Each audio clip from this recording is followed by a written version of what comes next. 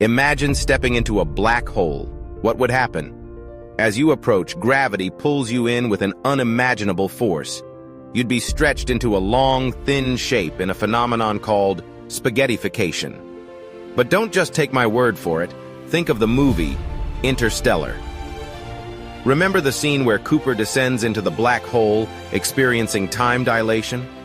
Time flows differently near a black hole, so while you might feel like only moments have passed, years could fly by outside. As you venture deeper, you'd encounter the event horizon, the point of no return. Cross it, and there's no escape. Inside, the laws of physics as we know them begin to break down, leading to a mind-bending journey through the fabric of space and time. So, what if we could explore this mysterious realm? Would we find answers to the universe's biggest questions, or merely get lost in the cosmic void?